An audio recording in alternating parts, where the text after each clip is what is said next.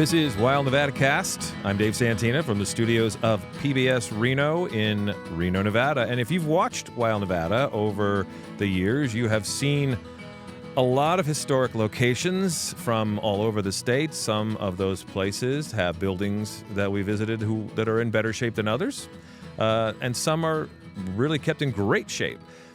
The conditions of the places vary, but the one thing they all have in common is the people who protect them with a passion for keeping the history and the stories of these places alive. And so, who are these passionate people? Well, here in Reno, we have the Historic Reno Preservation Society, otherwise known as HARPS, HRPS.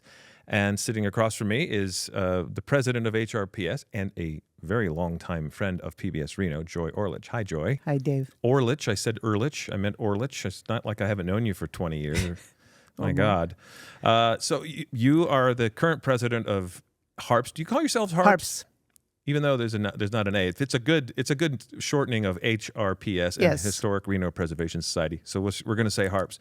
HARPS recently received the Organization of the Year Award from Preserve Nevada, which is a group that is a nonprofit dedicated to preserving Nevada's cultural, historical, and archaeological heritage. Congratulations on that. Thank you. That says a lot, just as an introduction. So tell us about HARPS. What does HARPS do? So basically, we're an education and outreach organization. So I should clarify that we're not in the business of preserving buildings ourselves, unlike Preserve Nevada, which has some funds to help assist with that preservation effort, and they are statewide. We are local, primarily in Reno. Okay. We certainly include some parts of Sparks and things, but we started back in, I think, 1997. Pat Ferraro-Kloss, who many people in this community will know, she was a teacher and a librarian, would teach history and take some of her school kids on walks and teach them about Nevada history. And at some point, she got the idea of doing a neighborhood walk through a historic neighborhood. And in 1997, they did one over, we call it Bricks and Stones, and it's off of California Avenue, and I think it's Lander.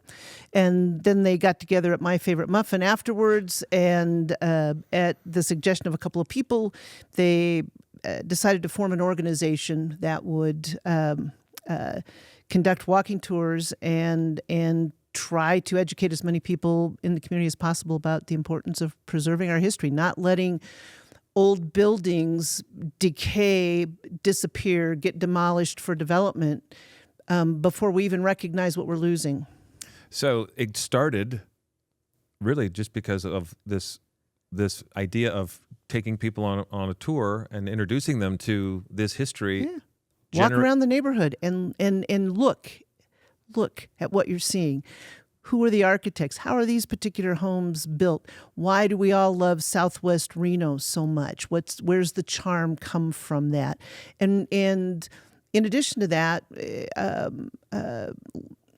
learning about the people who created and built our city and expanded it, because you can't learn about the buildings without understanding some of the very unique and forward-thinking individuals that we had who were in public office, were the architects, were the people who built the businesses that then built these fancy homes that we all love to walk around and look at. So you're preserving not just physical locations, but those stories, the memories of the people, the sort of culture that built Absolutely that location. Yep. Yeah. So it's it fits perfectly into that sort of Wild Nevada ethic where we're out recreating, but also learning. Right. And realizing, there are people here before us.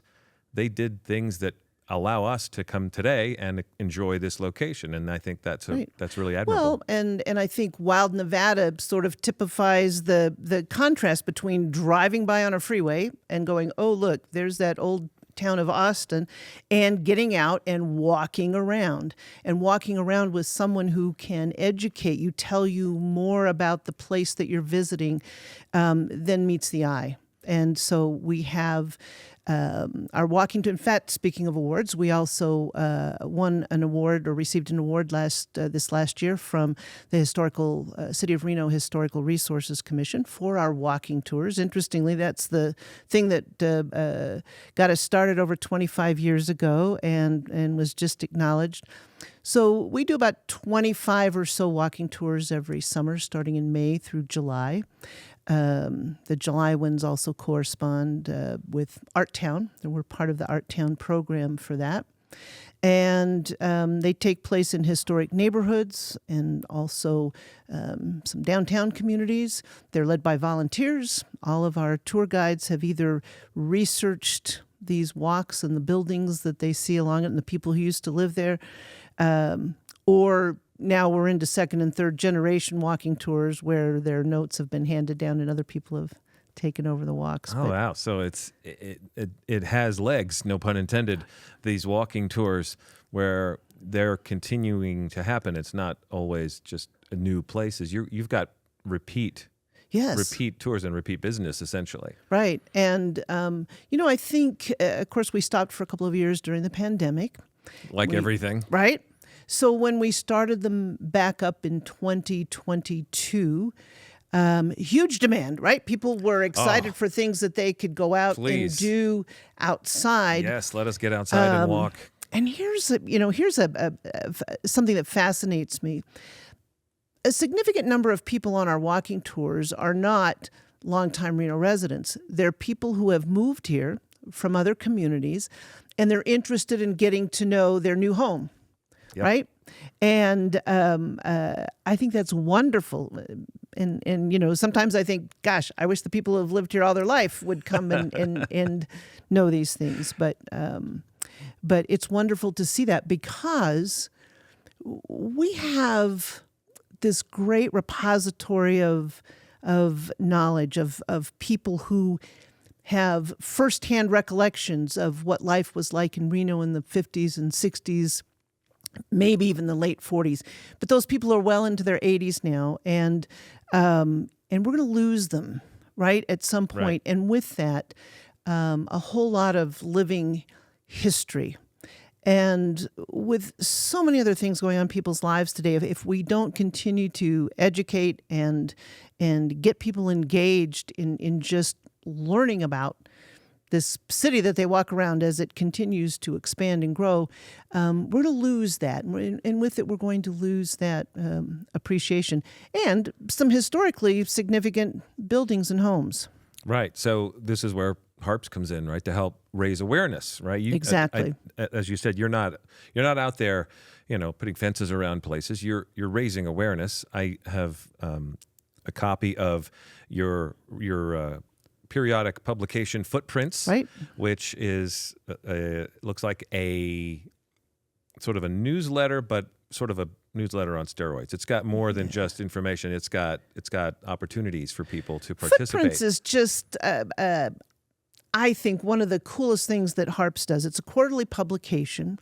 It began, in the second or third year after the organization launched. Like I said, the first meeting was 97. I think we got our 501c3 in 99. So 98 or 99 is when this started. It's a 16-page print or digital publication. And it has articles, in-depth articles. It's kind of a research publication with stories. And so sometimes it's a story about a building. Sometimes it's a story about the people in the building. Sometimes it's an alert. So, for example, everybody knows about the Gateway homes at the entrance to the university. And at the time that those were being considered to be torn down or moved, I was actually working in one of those homes, and that was an office. And HARPS very vigilantly sounded, the alarm. Hey, these houses are going to be torn down. Maybe some of them can be moved, but, we wish the university would rethink their position, et cetera. But this Footprints publication allowed them to put like a full press spread with stories of the houses, photographs, who the owners were, what their historical significance was, not as individual homes, but as one of the last intact blocks of early Reno history dating back from the late 1800s. Yeah. You mentioned the Gateway Block. Right.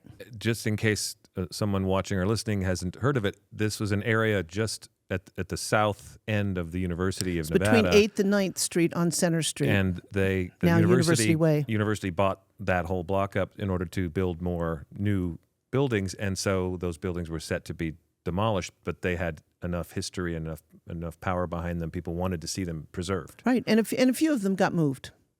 So it also included some on Lake Street as well, that little block sort of between the freeway and 9th Street. So again, they weren't successful in stopping the move, and sometimes you can't, but at the very least, it raised great public awareness, and we were able through this Footprints publication to go in much greater depth and more frequently than, say, the news outlets were able to do. Right. And we have about 600 members and maybe a couple hundred more on occasion on our digital mailing list for other things that we send out. We also do a monthly digital newsletter that's more like upcoming events, links to register, things like that. So those are kind of the walking tours and Footprints are two of our longest standing signature events. Right. You mentioned the digital version, essentially a digital version of Footprints or a digital newsletter. I also have on my phone an app that is a digital walking tour. Reno Historical. Right. And that's attached to you guys as well, right? It is now. Yes, that started at the university. And I honestly don't know the full history of that, but at some point the university was no longer going to support it, and HRPS took it over. And that was really kind of a brainchild of Alicia Barber, who a lot of people know as a historian, and her weekly publication, the Barber Brief, is a must-read for anybody that's interested in development issues and related to Reno. But yes, Reno Historical is a website, and it's an app, and it's a collection of stories about places, buildings, either existing or no longer existing. So there's always like a title photo and a short story researched by Alicia or some of our other volunteers who have written about these places that are vanishing. And one of the cool things is you can be sitting in a restaurant or a bar waiting for a friend to show up, and you can open the app, and there's a little map, and there's little pins, and you can tap on that and see where your neighborhood is, and at a glance you can maybe see that you're sitting in a historic building, or there's one across the street, or you can go walking around and do your own little self-guided tour. Yeah, so you can do a walking tour by yourself on a whim if you want to. Not the same as the guided tours that you provide, but a nice option if you are downtown and you are curious about the area. It's, I think, a really nice feature that I'm glad that you've held it up and picked it up and maintain it, because I do think that it is, especially these days when we all live on our phones, a really nice resource for people to connect with history. Right. And I should add that one of the things that Alicia is doing with Reno Historical, has been doing, but I think there's been some additional grant money, is to do more documentation, and it's difficult sometimes to find documentation, but on communities of color. So there's quite a bit now on Black Springs. She's worked extensively with some of the Black Springs residents to document that history. She's looking at the Chinese communities that were in Reno, some of the old historic buildings and things. One of the pushes we're trying to do is do more documentation of Hispanic families in the area, and not as much recorded history about those communities, not surprisingly, which is unfortunate. But yeah, Reno Historical is kind of a cool little component of what we do, and again, a way to expand our knowledge beyond just the cool old mansions on California Avenue that everybody's going to love. Right. I think that's great. And those are still there, and you can still enjoy those, but you're expanding the offerings, which I think is a really beautiful way to keep it alive and to grow the work that's being done in a way that keeps it fresh. Right. Keeps it fresh and relevant to today, right?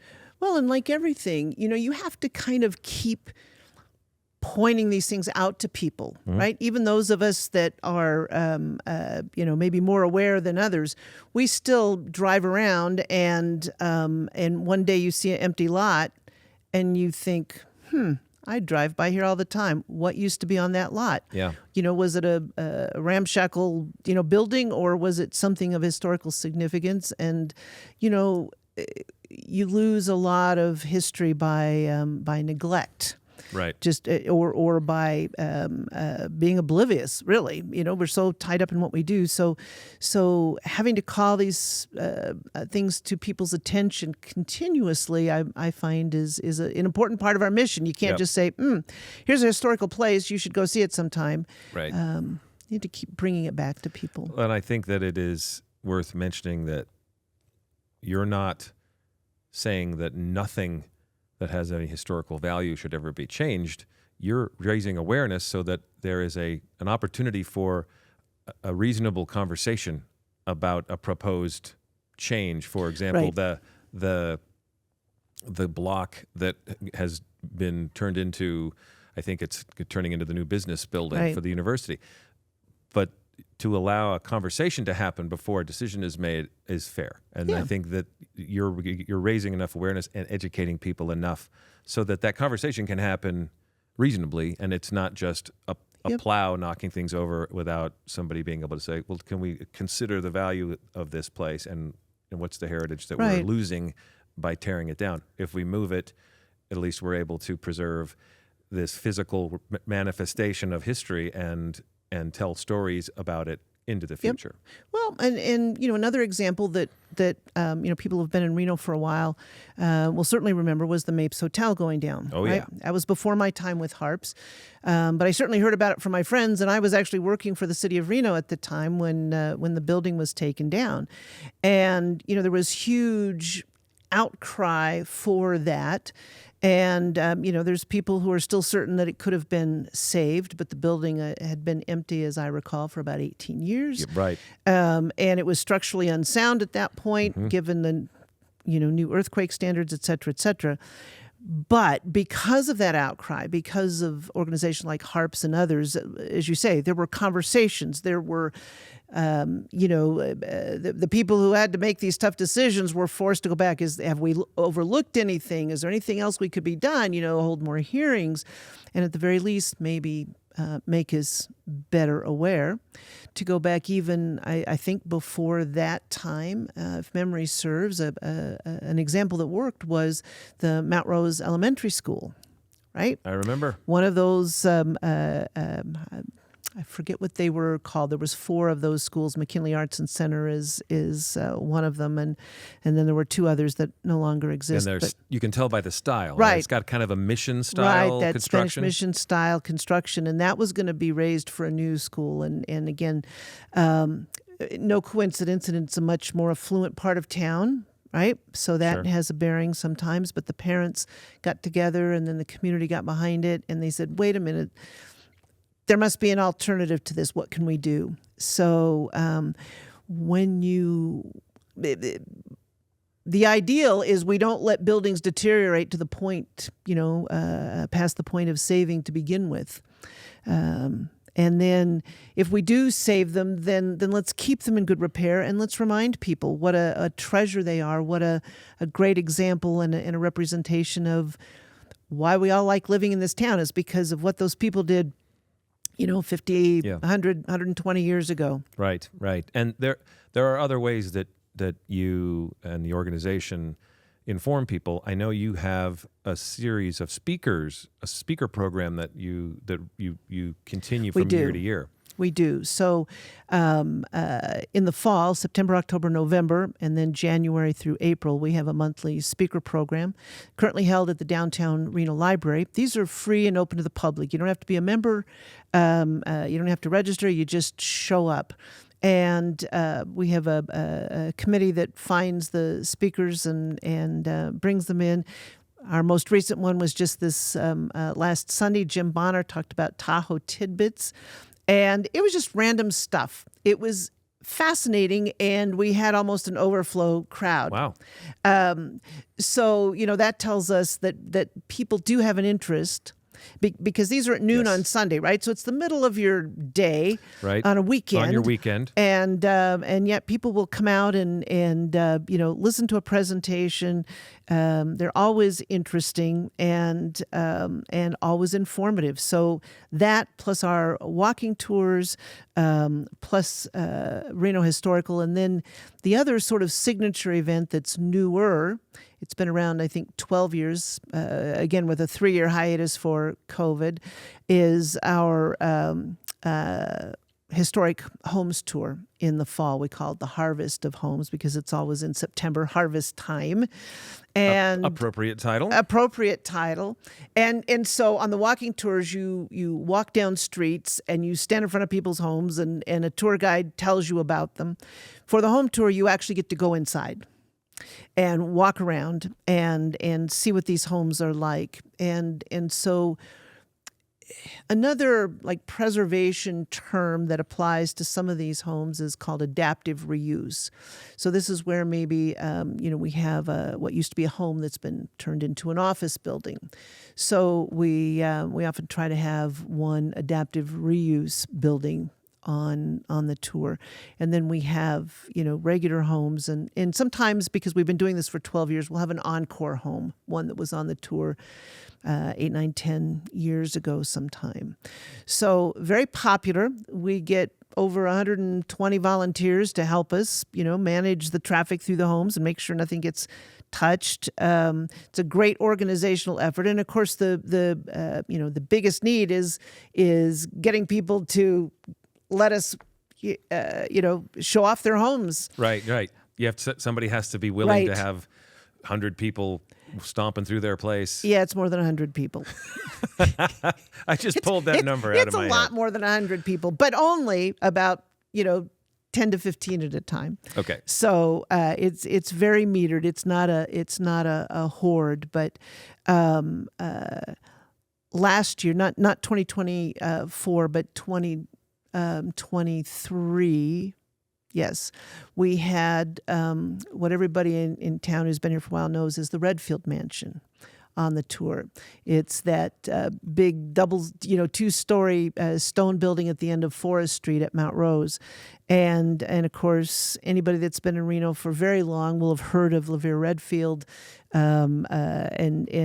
He was quite an interesting, eccentric person, and that house is just unique. And so we had banner record attendance that year, but we don't always get houses of that magnitude. But yeah, and anybody that's interested in letting us show off their home, we would also love to hear from them because we're already starting now to line up homes for September.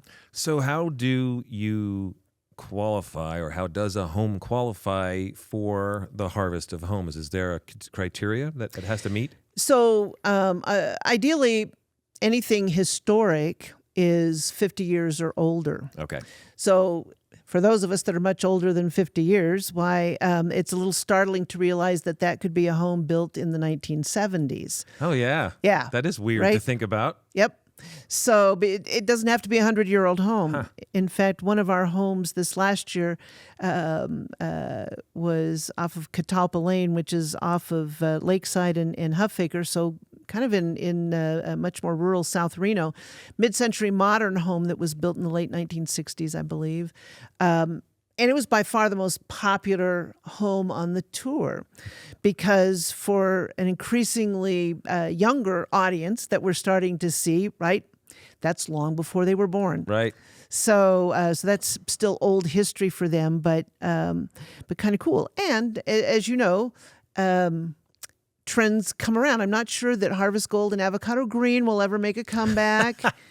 But shag has a little bit, shag rugs, some, but the homes that some of us grew up in that are now, no longer modern, but older and historic, are becoming favorable, and that kind of architecture is making a comeback in some places. So it's not always that 1900s home. Yeah, it's funny to think that something that I might have seen watching the Brady Bunch would now be considered a historic home. Yep. So weird, but such is life, right? Such is life. We don't get to hold time up. You mentioned memberships earlier. If people listening or watching would be interested in becoming members, how do they do it? Go to our website, historicreno.org. It's pretty easy to remember, and or they can just type in Reno history and it'll probably pop up. And membership for an individual is very modest, $25 a year, and for that you get to go on the walking tours for free. You get a reduced rate for the home tour. As I said, the monthly programs that we have in the fall and the spring, those are free to everybody because we're 501c3. So part of our mission is to is community outreach. So we want our programs to be accessible to everybody. You have to be a member to get the Footprints publication, although past issues are archived digitally on our website. And there's some like cool stories in there. I started when I came on board onto the board of HARPS a few years ago, a monthly digital newsletter. And more recently, I've started just including a link to one of our past issues of Footprints. And so I don't have any particular theme in mind. Usually I just go back, pick a year, pick an edition, kind of skim it and go, wow, this is interesting stuff. People need to read about this. So I've become aware in this last year, we did a 25th anniversary gala for our organization this last spring. And so now as an organization, we are over a quarter century old. Some of our founding members are still here, but again, they're aging, and I think what a legacy, but it also makes me aware that we need to keep track of our own history as an organization. And Footprints is really that repository. And like anything, like I just said, there's value in going back and revisiting your own history, in going back to what you've already done and bringing it back to the surface again. It's kind of like digging in a closet, finding a box when you moved 5 years ago or 10 years ago that you haven't looked at in that long. It's like a treasure hunt. Like, whoa, I forgot I had this. It's true. We do share one thing you mentioned earlier, that people will come on the walking tours and tell you, we're new to town and this is a great way for us to learn about our new home. The people who watch Wild Nevada have often said the same thing. And I feel like that's a service that we provide that was maybe not the intent. It wasn't really something we imagined, but hearing from people who moved here and are enjoying the service or the program, and mention it as something that had value to them, that's very gratifying. So I hope that you feel like you're providing immense. that. The other thing that happens on our walking tours, and a couple of our tour guides, have sometimes been a little bit tripped up or embarrassed. They have in their notes, some fact about a particular home or neighborhood, and it turns out there's somebody on the tour, that was their family home. Yep. And they go, well, it wasn't exactly like that. Or more often it's did you know? And the people who lived next door or in that house across the street, blah, blah, blah. And so it's fun. And the thing that I find, I haven't lived here all my life, but now more than 50 years. You can call yourself a native at this point. Almost. I can't. And that's a real badge of honor. I won't broach that, but we have a young woman on our board who's a seventh generation Nevadan. Now she's only 30 years old, but she can trace her family history back to the 1860s. Wow. Right? So if you're a first generation, a native Nevadan, that's a big deal. Second or third generation, pretty rare company. You go back 4 or 5 or more generations and you're in, very rarefied air. But the more that all of us learn, the more we feel connected to that history and protective of it. And so for both, new people coming to the community, as well as people who've lived here for a while, but, just haven't paid that much attention until they go on, one of our walking tours or our home tours. So we get a lot of non-members who sign up for the home tour. Right, because who doesn't love walking through old homes? It's fun. And so they get this little program booklet. It tells about the homes, but it also tells about the organization. We send them notices of when we're doing these events again in the future. Maybe they'll become members, maybe not. But at the very least,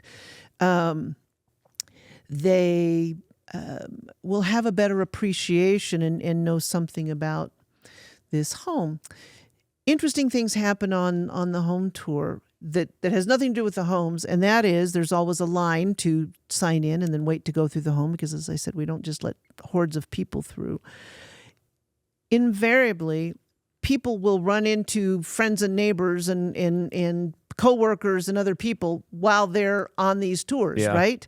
And it's like old home week, and it kindles reconnections. And in this digital world that we live in this, world that's almost saturated with too much information, this connection to something tangible, a place, a history, and friends, people that you now realize share this common interest, even if it's just you happen to sign up for the same event, it builds community. And I think we are hungry for that. And so as president, if nothing else, I hope during my term that will be what I'm trying to accomplish most. I'm not the person in the group that knows all this history. There's lots of other people that could tell you facts and incidents about what happened. But to use what we have, this wonderful pool of talent and the ability through podcasts like this to maybe even reach more people and say, look, this is worth knowing about. It's interesting. The people who built this community were colorful. They were interesting. They were smart. They were talented. And they're worth knowing about. And maybe you in some way will contribute to that with your presence in our community. That'd be pretty cool. I think that would be fantastic. Well, thank you for coming in and talking about it. It's valuable for me to get reconnected. You have a long history with PBS Reno. I've known you forever. You used to come in and be a membership call in your pledge talent, asking people to call in this same studio, call in and make your pledge. So it's nice to have you back. Thank you. And I may be in touch with you soon because there's chatter here about the possibility of returning a series that we did called House with a History. Oh, right. And I might be needing some advice from you. So stand by. Okay. All right. Thanks, Dave. I wanted to remind everybody to watch Wild Nevada on PBS Reno via broadcast or live stream on pbsreno.org or by YouTube channel. Now, if you have a question about Wild Nevada or maybe a comment or a suggestion for me, please send them in via email at podcasts@pbsreno.org. My thanks to Joy Orlich, and thank you for listening to Wild Nevadacast.